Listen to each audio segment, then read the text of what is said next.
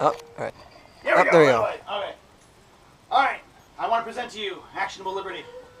And I kind of have the vision I have for this is pie. Who likes pie? I do. I like pie. All right. So there's a lot of different ways to make pie, and this is one recipe which I kind of put together, and I think this would make some pretty sweet Liberty pie. But everybody's different, and every cook can change their ingredients and make decisions themselves. So here's a recipe. I want to present you this recipe, and feel free to say, you know what, I don't like that ingredient in my pie. I'm going to leave that out of my pie, or I'm going to add a different ingredient in my pie. Your pie is your pie. My pie is this is what my pie is right now. It'll probably be different a year from now. So I'm just trying to collect various strategies that are in harmony with liberty and autonomy that can enhance my personal choice, that can give me a little more freedom. And I'm kind of like, I like to discuss theory. I mean, I like philosophy, I like theory, I like hypotheticals. But, if you get down into the theory, you just get kind of like, oh, how are we ever going to do this? We're just slaves. We don't have any choice. It's like the hope is, oh, what was me? I'm so angry. I want to I want to move past all that. I'm like, what can I do? How can I change things? How can I might not be able to smash the state, but I can change my life. I can transform my personal relationships. I can transform where I'm living. I can change these things, and maybe after I take care of that stuff, maybe I'll feel a whole lot better about whatever else I can do. So that's what I want to present. So I'm going to be just running through a recipe of strategies that I think could enhance your life, and of course you're going to have to customize this for you. I want to say I'm going to run through a lot of strategies, and I want to I'm not doing all these strategies. I want to eventually incorporate all these strategies right now, but even I don't have them all put together yet. I'm adding the ingredients as it makes sense, and I'm trying to build towards that beautiful slice of Liberty pie that will taste so delicious. If you try to do these all at once, I'm pretty sure you'll probably get burned out. I don't know anybody who can do them all in a year from now. In 1 year, I will have all these strategies completed. I think that would probably kill anybody. It's going to have to be slow and steady steps, your choices, at your speed, what's comfortable for you. If you are in a long-term relationship, some of these choices are pretty radical choices. Please talk this over and make sure your partner's on board, or that can be really rough on that relationship. I'm going to start with what I call the conservative lifestyle. And the conservative lifestyle is hey, what if we saved 50% of our income? And if you're going to save 50% of your income, you're going to cut your expenses by 50%. That's going to create a pretty different change in your lifestyle, when you're saving 50%. And your partner's not on board with that, then you got to make some allowances for that. And I'm trying to work on that negotiation with my beloved, How can we do this? How can we make this happen? What are you comfortable with? I want to make sure you're cool with it. Let's find a way. So yeah, I want to just put your attention to this little graph here. This is what I'm a little excited about. This is an interesting thing. I'm actually going to tell you, I'm not going to say you should do this. I'm going to say you can do this, and you can become a capitalist. And this little graph is going to show you kind of what it would take for you to retire and how many years. So if we look at on the vertical, on the vertical axis, we got working years. On the horizontal axis, we got savings rate. I will put your attention to the 50% savings rate.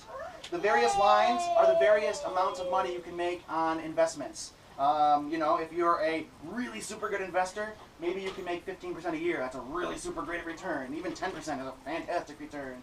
Maybe 4% is oh, okay, that's low risk. 1 or 2% is pretty low. That's a pretty low savings rate. So if you're looking at one of the, I know my printer isn't particularly good. But if you look at that 50% savings rate and look up at the lines, you can see that at a 15% rate of return, you can retire in about 15 years if you save 50% of your income on investments. But if you're making something more reasonable, maybe it's 20 years. So, if you're 40 right now, you can retire at 60 if you're saving this kind of thing. And what that is, it's not just retire, that's indefinitely live. That is, what will happen is if you get at that amount of time, you will have saved so much that the rate of return is equal to the income you're making now. And if you can live off what you're making now, then you can quit your job, you can do whatever else. And so this is this idea of, if I double your income, then that's great. You can actually, if I double your income and you don't if you don't change anything else, then you're now making double. You have a 50% savings rate, but then you still have to, if you want to retire, you still have to pay for your current lifestyle. if you can save 50%, if you can reduce your lifestyle costs, your expenses by 50%, that's actually like twice as potent as doubling your income. And the reason why is because as soon as you retire, you're not paying for that lifestyle. That that, in other words, it makes retirement happen that much twice as fast, because after you retire, you can still live at that low level. And this doesn't mean after you retire doesn't mean you can just like, you can hood bum around if you want to, but you can still continue working. But now you're your own boss, even if you're a wage employee, because you can just say, well, I quit this job, I'll go to something else, and your bills don't change. You know what I mean? Like, you have complete security. Even if you don't have everything it takes to like, live off this indefinitely, if you have like 50 grand saved up and it's bringing you a dividend every year, every month of like $300, well, that's something you could live off of. You know what I mean? Then that's something that gives you a little more leeway in terms of negotiations with your employer and what you want to do. Or even if you're an entrepreneur, it gives you a little pad if the business slows down, this kind of thing. And so, like, a lot of people, at first I was like, how could anyone save 50%? I feel like I'm already saving a lot of money. Well, this gentleman by the name of Jacob Ludfisker, he's got this book called Early Retirement Extreme, and I've got it cited in the bibliography. And he's got this, he's done this himself, and like 1,000 other people who like his website and have also tried it, and they've given their testimonials, and they'll say, it worked for me. And then for some people it didn't work quite so well, because, but it was about their willingness to how bad they want it. And they were like, well, I don't this lifestyle change is maybe not for me, but I don't want it bad enough. But if you want it bad enough, you can do it. People have done it. And this is kind of how they do it. So the biggest expenses that we might have are our housing expenses, to include the energy costs, to heat our house and electricity, to run the fun things that we like, our transportation costs, and our food costs. And so I'm just going to go through a couple different strategies on how to, like, basically I'm trying to aim at 50%, but like if you look at that 80% savings rate, if you can do that, 80%, if you can cut your expenses by 80%, which I know is extreme, but if you look at that graph, you can now retire in 10 years. If I save at 100% savings rate, I can retire in 0 years. Yes, if you can cut your lifestyle expenses to 0, if you have no living expenses, you can retire now. You don't need income. I'm actually going to talk about how to do that too. Like how you can get to a point where you have like no living expenses. Now, if you want to have internet, you're probably going to have that expense. But I'm not talking about that. Like that's something you want and a luxury. Like to live, you don't need it. You know what I mean? So you go to the library, you could share an internet thing. You could. There's other ways around it. But yeah. One clarification. Yeah. When you say you can retire after 5 years, yes. 10 years, 20 years, if you save 50% or 30% or whatever, do you mean that you can retire at the level that you have been living at? You can retire at the level you're living at. So if you live like a dog, you can retire as a dog. Like a dog. yeah.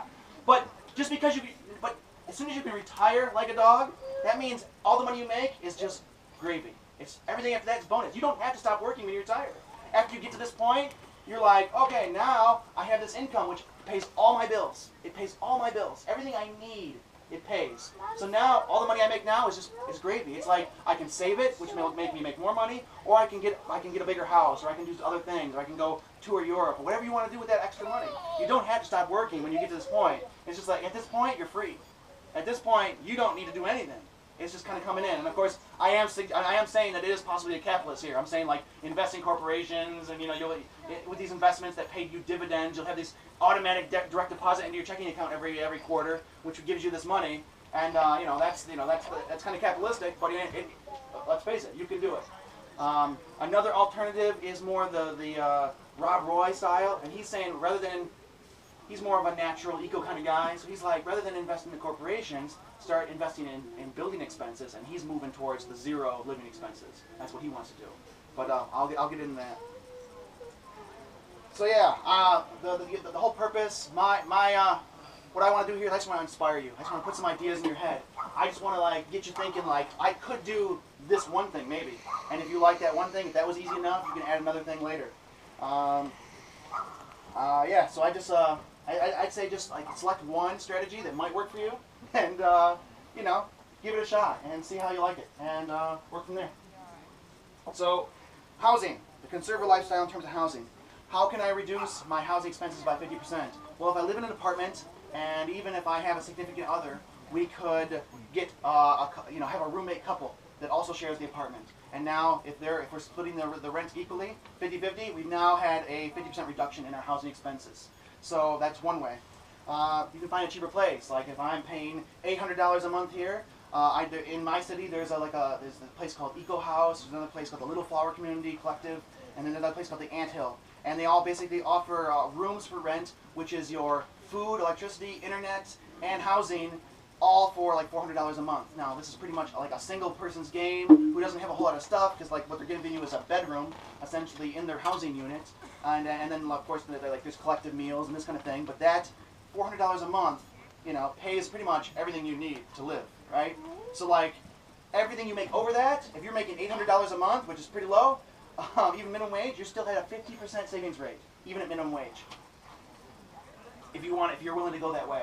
Another way, if you own a house or if you own your property, there's Airbnb. You can rent out a room. You can rent out a garage if you make it nice enough. You know what I mean? If you can, most people on Airbnb, they do want hotel kind of quality stuff. So they want clean sheets. They want the floor to be clean. They want everything clean and nice and hospitable. And they want to go in and they're going to go online and they're going to book the room and they're going to come and you're going to, do the thing that you can do online payments, and they're going to stay overnight and then they're going to leave and they're going to rate you. So it's all about reputation. You take pictures, they rate how hospitable you were, how clean everything was, and then you get business based on that. But some people, if a hotel costs $50, if you can make $30 4 times a week renting your room out in Airbnb, you've just made a little bit extra money that help defray the cost of your living expenses. Who here has a mortgage? Anybody has a mortgage? What if I said, anybody over here, mortgages? No? Okay. How would you like to pay off your mortgage anywhere from 4 to 15 years quicker and not have to feel it? Okay, there's a way, and it's kind of like brilliant. Here's how sneaky it is. You set up automatic direct deposit for your mortgage. Are you paid bi-weekly? Yeah. Okay. You set it up so that you pay your mortgage bi-weekly, half your monthly mortgage rate. And it will pay itself off 4 to 15 years quicker, depending on the interest rate. I have 2 people on Actionable Liberty Google community. The one guy said he's going to pay his off 4 years earlier after he heard this strategy. The other guy says it'll be 9 years. 15 years if the interest rate is really high. What do you know what your interest rate is? We're at about 4 1/4. 4 1/4? Okay, so you're more like 5 or 6 years. So it'll give you. Why is that paid off quicker? It's if you're because paying the same amount? It's because if you pay every month, you're making 12 payments, full payments. If you're paying bi-weekly, you're gonna make 26 full payments. Yeah. You know what I mean? So like you're making 2 extra mortgage payments every year, and you didn't feel it. You know what I mean? You didn't even like realize that you paid a little bit extra because it was just that slow and steady, and it was automatic direct deposit, and you can pay off your mortgage that much quicker if you just do that one little strategy, and you're freer that much sooner. And so that's one little way of getting out from under that debt, reducing those housing expenses, and getting a little more freedom for yourself. Energy expenses. It's nice to have a wonderful heated house, but say if you're paying, this is Michigan, right? It gets pretty cold here. It's really cold in New York. You can turn down that thermostat, down to 60 and wear some warmer clothes, and you'll be all right. I managed to do it. I wouldn't recommend it if you have like elderly in your home or really small kids, like babies, maybe a little bit warmer, maybe more comfortable for them. But I think most adults, most teens and preteens could probably handle just a little bit warmer. Maybe long sleeves, long pants in the winter, and then you can maybe save over the course of the winter. Maybe you're saving like $300, and that's just a little bit more in your pocket. Another thing you can do as far as heating it, and heat your body year round. Firewood. Firewood, yes, absolutely. Heat you several times over. Yeah. Yeah, just a little warmer. You can I've actually been doing this too, as I put a programmable thermostat on my thing, and at one time when I was going off to work, when pretty much the only people in the house were the pets, I would have the thermostat down to like 45. The pipes don't freeze, the pets don't mind, and I save money for those 8 hours a day that I'm not heating my house. Clothesline. It's not a huge savings, but it is something. About $1 a load. It costs about $1 to dry a large load of laundry, and a clothesline costs like $5, and it pays for itself in 5 loads of laundry. So just right there, you've got that. There is some, towels are not quite as fluffy. You can dry your clothes in the wintertime. It just takes like 2 days versus like 1 day. So it is possible if you want to do it. Yeah. We have the umbrella clothesline. Yeah. and we have an umbrella holder for our like patio table. And in the winter we bring it inside. We do heat with wood, but we set up the clothesline inside using the umbrella holder for our umbrella clothesline. And it's We always still use dry our inside dryer for anyhow, some so things. if you evaporate some water inside the house is good. Yeah. It's actually So really the wood heat cool. is drying the house out, and the laundry is kind of humidifying it. Yes. All right. And Oh, dirty that's laundry really at the same okay. time. Cool. Yeah. And I love getting up in the morning and going outside to hang up clothes or get clothes. It's like you hear the birds. It's kind of a refreshing way to do it. Yeah, excellent. Yeah. So you can dry your clothes indoors. Actually, the Amish make all sorts of these little wooden contraptions where you can like attach them to a wall and it comes out and you can just dry all your clothes right there inside. So there are indoor drying racks that can be purchased. And they'll, I mean, at $1 a load, it doesn't take too many loads before these things pay for itself. It's like a little bit of investment. And then if you are to be moved, if you're going to do the Rob Roy thing and move away from where you're living at now and kind of like live off-grid, this is all stuff you'll need for like that off-grid living. Now, I don't know how super great these are in terms of investments, but they're really fun to play with. I like demonstrating them to people. People seem to be pretty interested. I enjoy cooking these ways, but solar oven, rocket stoves, and ice chests. The solar oven, you know, in terms of investment, oh my gosh, I'm going to have to use that thing for the next 5 or 6 years before I get a return on investment, because that was a pretty expensive commercial piece. But you can make them yourself for a lot cheaper. I mean, if I was willing to put in like $40 of materials, I probably could have done it, you know. And it would have been just as good. But How much does it cost? You don't know. it was like $170, I think, and that's like on sale. It's I think they normally cost like $200 or $250 or something like that. So that particular product is pretty expensive, which will take a long time to repay for itself. But it's a beautiful thing for camping. It's a beautiful thing for off-grid living. It's like it works in the winter just as well as it works in the summer. It's amazing. So like I can make a pot roast, or like when I made pot roasts, I can make a casserole or a soup or anything out in the solar oven, and in the wintertime, it can be snowing, so long as the snow doesn't collect down the mirrors, I can, you know, it keeps going. It's kind of just a fun thing. The rocket stoves is like a little cook stove. It's actually what I've been cooking the soup on, and the coffee and the oatmeal, except for this morning I actually used the campfire. But I've been pretty much doing all the cooking for everybody here, just in that one little rocket stove. It basically is just a really super efficient way of creating a little burner. It's a super insulated chimney, and it just directs all that heat up and up at the pot, so there's no radiant heat going out, and that because it concentrates the gases up, it actually gets a more complete burn, and it burns a little bit of those gases when it gets, you know, warmed up enough. And the chimney, the super insulated chimney effect, what happens is that it makes all that hot air want to rise, which just draws oxygen in horizontally. So